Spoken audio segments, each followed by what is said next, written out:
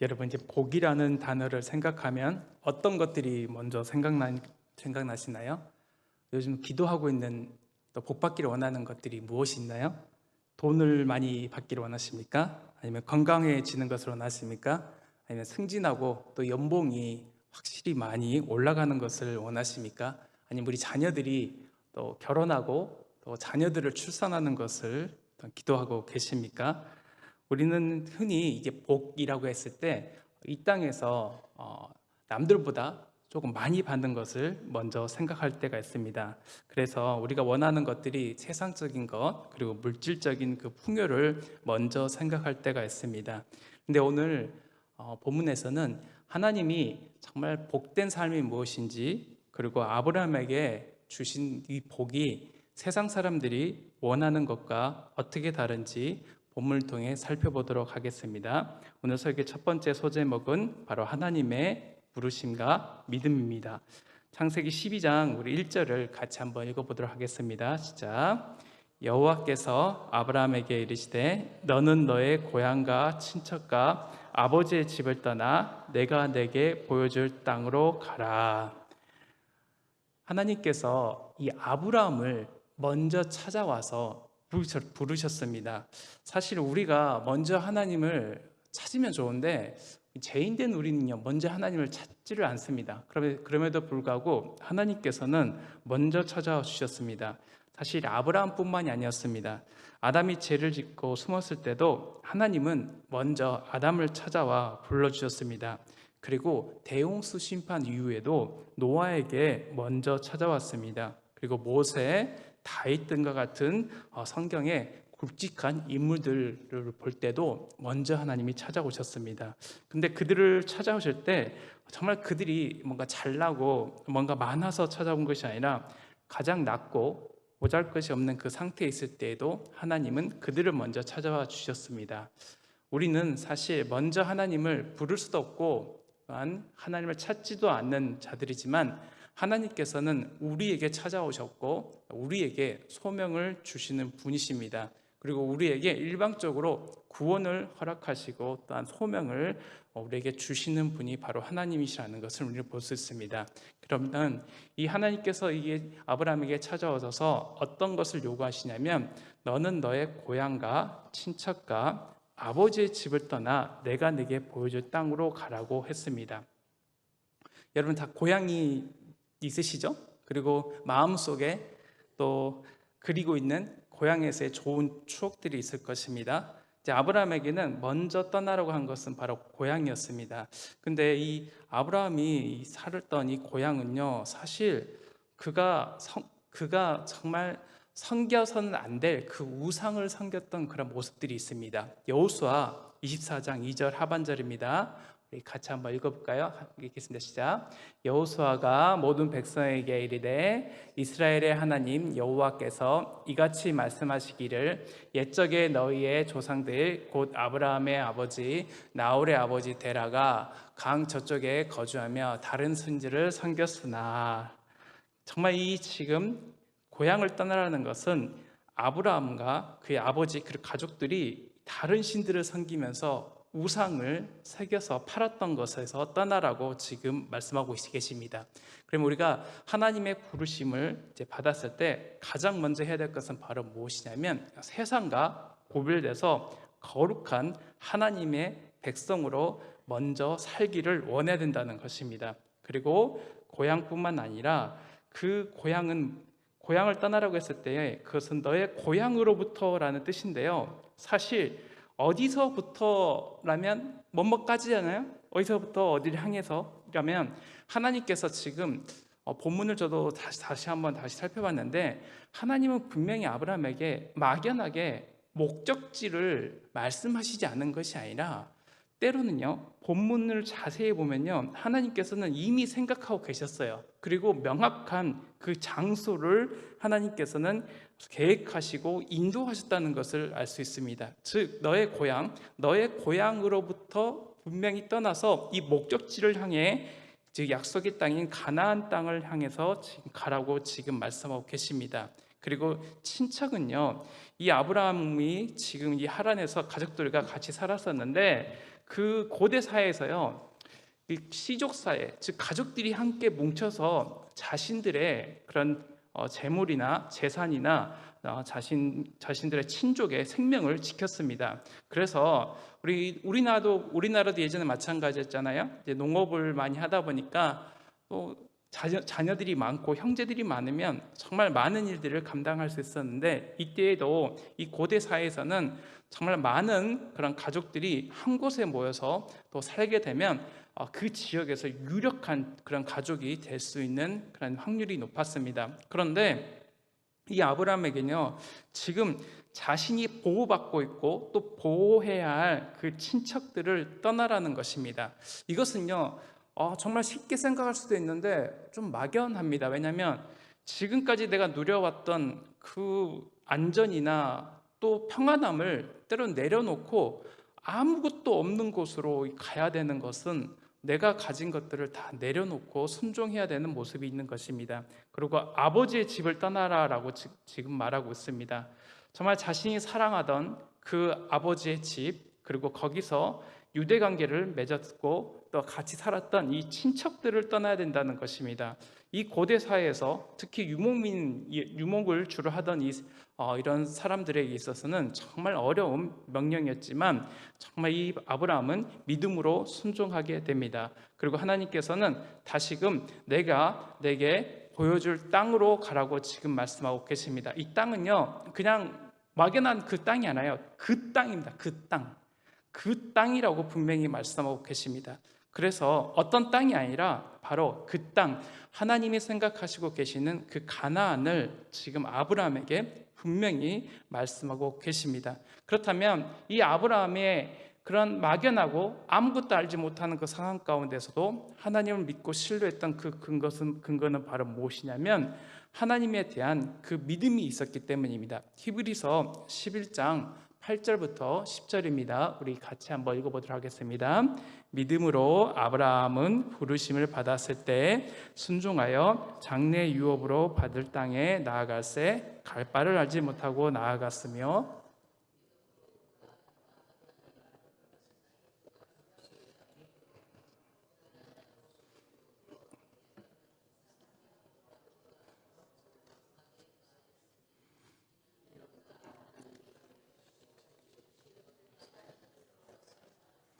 네, 맞습니다. 아브라함은 정말 바라고 소망하던 그것을 얻기 위해서 자기의 것을 내려놓고 사회적인 그런 유대관계, 그리고 경제적인 기반, 즉 평안한 생활을 누리기 위해서 필요한 것들을 다 내려놓고 의지했던 삶을 모두 버리고 하나님의 명령을 따랐던 것이었습니다. 그런 의미에서 때로는 우리가요, 정말 하나님께서 말씀하셨던 그 목적지를 향해 또 하나님이 또 원하시는 그 하나님 나라의 그런 온전한 백성으로 살기 위해서 하나님이 우리에게 떠나라고 했을 때, 우리도 또한 이와 같이 과거에 제약된 삶 또는 세상과 구별된 삶, 때로는 내가 의지했던 그 모든 것을 내려놓고 갈 때가 있어야 된다는 것입니다. 그런데 그 목적지가요, 때로는 분명하지 않을 때가 있습니다. 때로는 내가 경험하지 못했던 때도 있습니다. 그리고 계획이 확실하지 않아 보일 수도 있습니다. 하지만 하나님은 그 목적지를 분명하게 알려주거나 깨닫게 하지 않았음에도 불구하고 아브라함은 그 명령에 순종하게 됐습니다. 그것은 바로 아브라함이 하나님을 향한 그 믿음의 그런 순종이 있었기 때문입니다. 이 약속을 받을 당시 아브라함의 나이는 75세였습니다. 이때까지 아브라함에게는 자식이 없었습니다. 그리고 이 아브라함에게는 이 하나님의 약속이 불가능해 보였을 수도 있습니다. 그러나 아브라함은 이 하나님의 말씀을 따라갔고 결국 그것이 하나님의 모든 축복을 받는 비결이 됐던 것이었습니다. 로마서 4장 3절에 이와 같이 말하고 있습니다. 함께 읽겠습니다.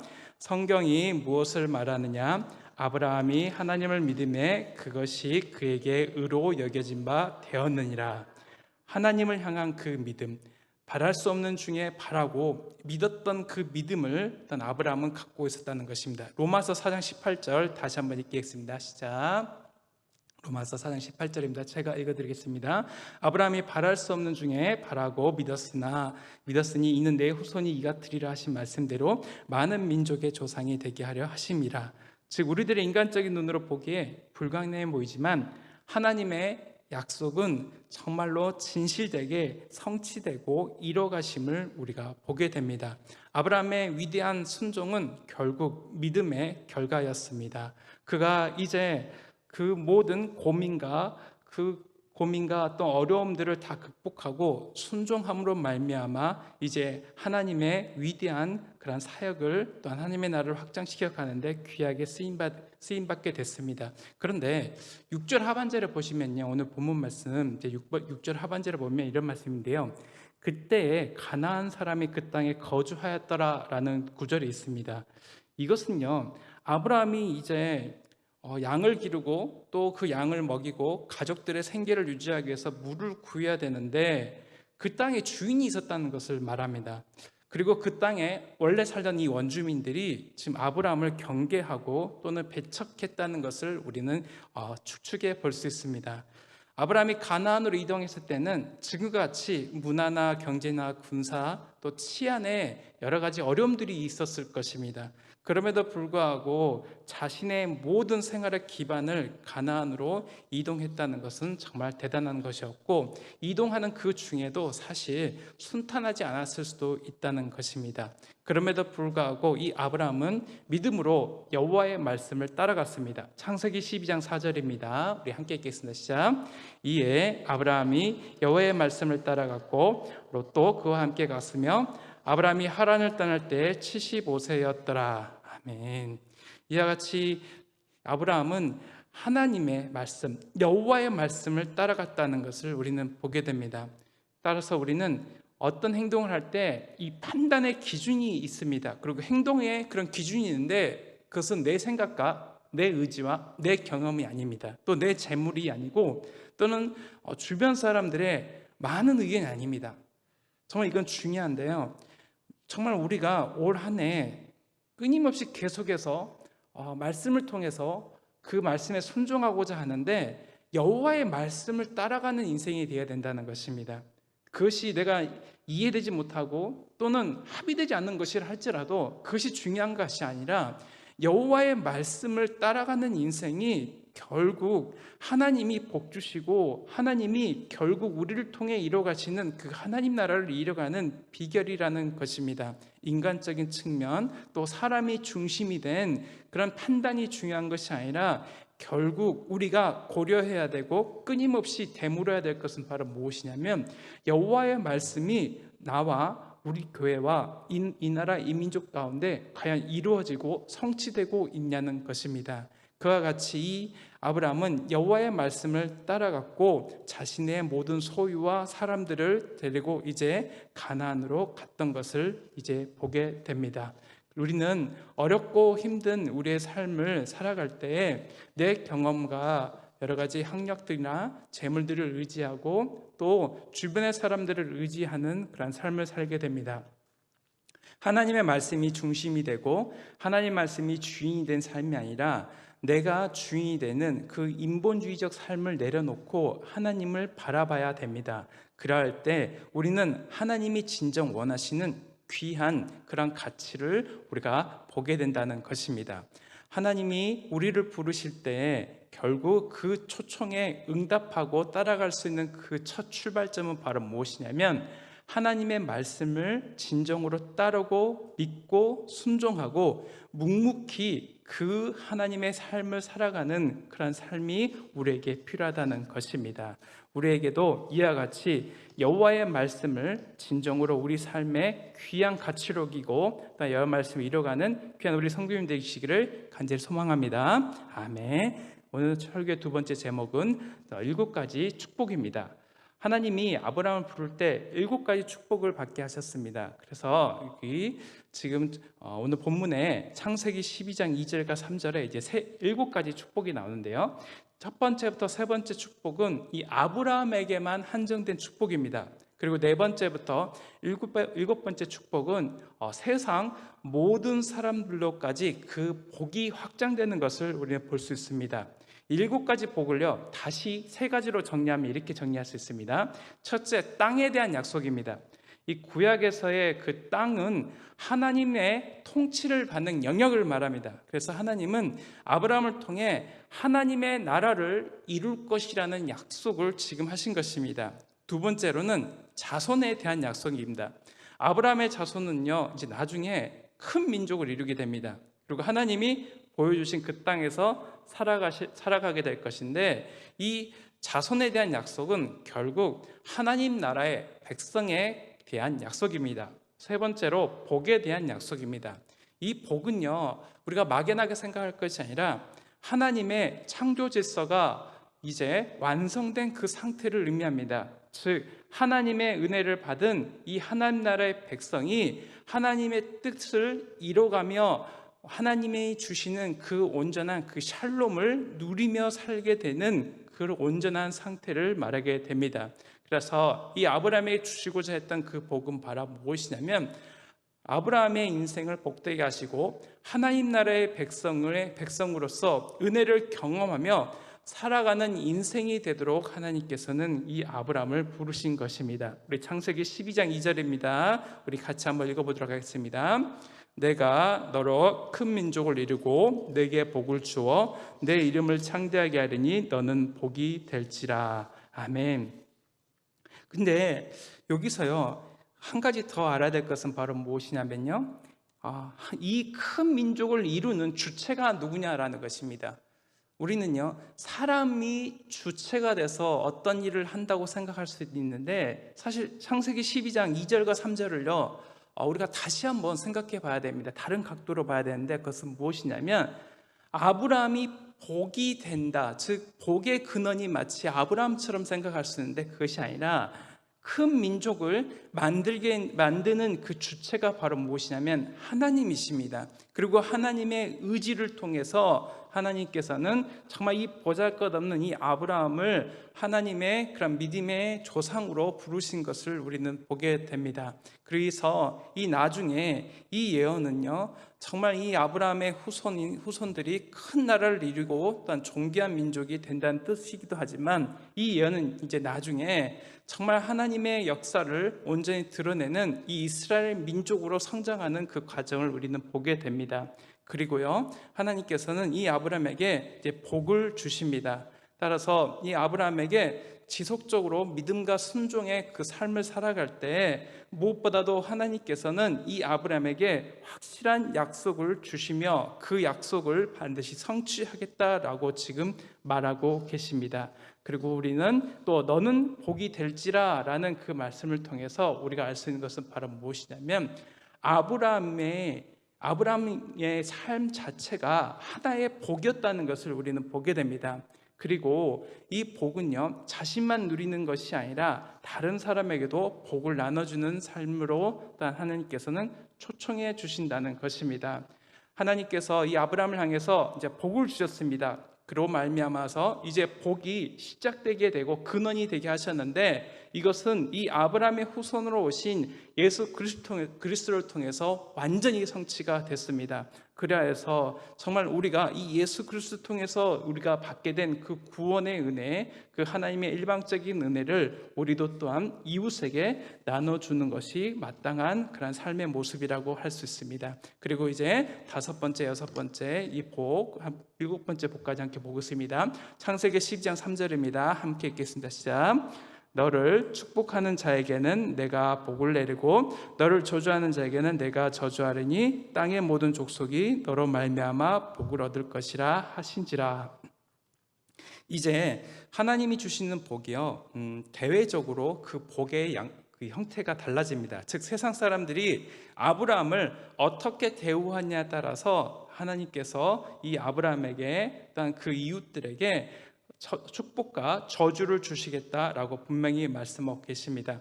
하나님은요 하나님이 부르신 사람들이요 정말 안전하게 지키고 보호하고 계십니다.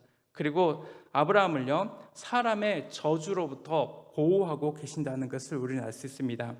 지금 이제 12장 3절에 너를 저주하는 자에게라는 구절은 바로 무엇이냐면, 아브라함을 경멸하고 분별 없이 욕설하는 등의 저주를 할 경우에 하나님이 아브라함의 욕하는 사람, 아브라함을 경멸하는 자를 개별적으로 직접 다루시겠다는 의지를 지금 말하고 있습니다. 즉 하나님께서는요, 아브라함을 지키고 보호하시고 아브라함을 대적하는 자들에게는 엄중하게 지금 경고를 하신 것입니다.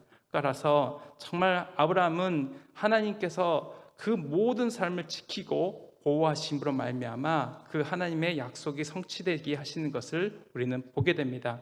그런데 이 마지막 12장 3절에서 보는 것처럼 이 복에 아주 큰 결정적인 그런 모습이 있는데, 그것은 바로 무엇이냐면 땅의 모든 족속이 너로 말미암아 복을 얻을 것이라 지금 말하고 있습니다. 이제 아브라함으로 인하여서, 아브라함을 통해서 정말 이 복이 시작된다는 것인데, 사실 이것은요, 이 아브라함을 통해서라기보다는 아브라함 안에서 이제 태어나실 그 예수 그리스도를 통해서 세상 사람들이 복을 받게 될 것이라고 분명히 말씀하고 계십니다.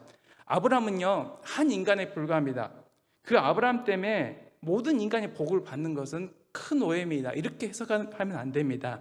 아브라함 개인이 아니라 아브라함 안에서 태어나실 예수 그리스도를 통해서 만민이 복을 받게 될 것이라고 분명히 말씀하고 계십니다. 그래서 정말 이 예수 그리스도를 통해서 온 세상 만민이 태어나실 것을 하나님께서는 미리 알고 계시고, 이것을 아브라함의 그 삶을 통해서 이루어 가시는 것을 이제 보게 됩니다. 따라서 우리 이러한 말씀을 또 전할 때 이 시대적 상황을 한번 고려해 볼 수 있습니다. 그래서 오늘 함께 나눌 이 설교 세 번째 소제목은 바로 가나안 정복을 위한 모세의 격려입니다. 창세기 12장 6절 함께 읽도록 하겠습니다. 시작. 아브라함이 그 땅을 지나 세겜 땅 모래 상수리 나무에 이르니 그때 가나안 사람이 그 땅에 거주하였더라. 이 12장 6절 가운데 부분 중간 부분 보면요, 그때라는 구절이 있는데요, 이 본문이 쓰여진 때는요 아브라함 당시가 아닙니다. 창세기는 바로 모세가 이제 쓰였던 것인데 기록했는데, 어느 때 기록했냐면 가나안 정복을 앞두고 있을 때 이스라엘 백성들에게 지금 들려주는 그런 선조들의 이야기입니다.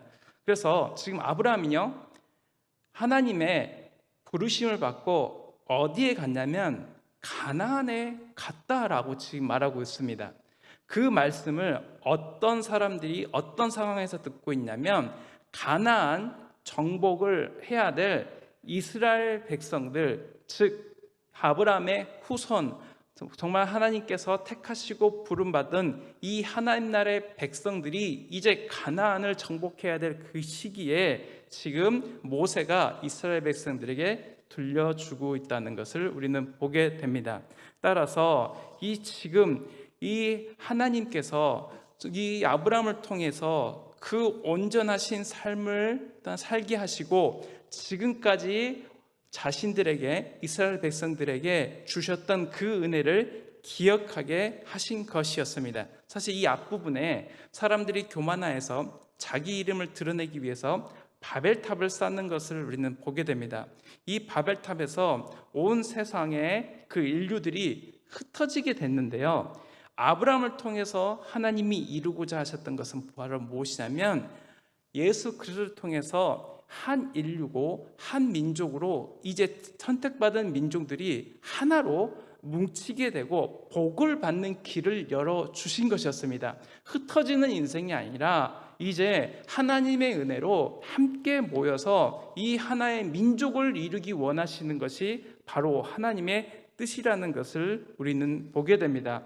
아브라함은요 정말 작은 사람이었고 평범한 가장에 불과했습니다. 그럼에도 불구하고 이 보잘것없는 이 아브라함을 불러서 이스라엘 민족의 조상이요 예수 그리스도의 그런 조상이고 믿음의 이 조상으로 삼으시는 큰 축복을 주셨습니다. 그러한 상황 가운데 이제 하나님께서는 이 모세를 통해서 가나안을 정복해야 되는데, 두려워 떨고 있는 정말 바벨탑과 같이 높고 거대한 그 가나안의 여러 성들을 무찌르고 정복해야 될 이스라엘 백성들에게 이제 우리가 믿음으로 저 가나안 땅을 이제 정복해 나가자라는 것이 바로 지금 이 이야기를 듣고 있는 이스라엘 백성들을 향한 모세의 의도고 격려라는 것을 우리는 보게 됩니다. 우리의 삶 가운데 때로는 힘들고 어렵고 도저히 이겨낼 수 없는 그 삶의 그러한 순간들이 있을 것입니다. 때로는 지치고 낭망하고 도저히 이것은 믿음으로 해결할 수 없을 것 같은 그 어려운 상황들이 있음에도 불구하고 우리가 항상 기억하고 항상 바라봐야 될 것은 바로 무엇이냐면 하나님은 정말 보잘것없는 우리를 들어주셔서 하나님 나라의 그런 온전한 그 복의 통로가 되기를 원하신다는 것입니다. 그리고 우리가 속한 공동체 가운데 하나님의 그런 복을, 하나님의 축복을 나누는 귀한 자녀로 하나님의 백성으로 살기를 원하신다는 것입니다. 우리도 오늘 이 시대에 이 역할을 잘 감당해야 됩니다. 우리와 함께하는 이웃들에게, 또한 우리의 주변에 있는 아직도 하나님을 알지 못하는 정말 이 지역에 있는 정말 하나님의 그 택함 받은 이 백성들에게 하나님을 또한 증거해야 될 것이 되면 물론이거니와 아직까지도 하나님을 알지 못하고 제약된 삶을 살아가는 우리 이웃들에게, 형제들에게, 친구들에게 이 복을 전해야 되는 것이 바로 우리가 지금 이 시대에 해야 될 것이라는 것입니다. 우리의 삶 가운데 어렵고 힘든다 할지라도 하나님을 바라보고 하나님이 우리의 삶 가운데 절망에서 소망으로, 슬픔에서 기쁨으로 변하게 하시는 그 온전하신 그런 기쁨과 온전하신 그 사랑이 우리의 삶 가운데 함께 하시기를 간절히 소망합니다.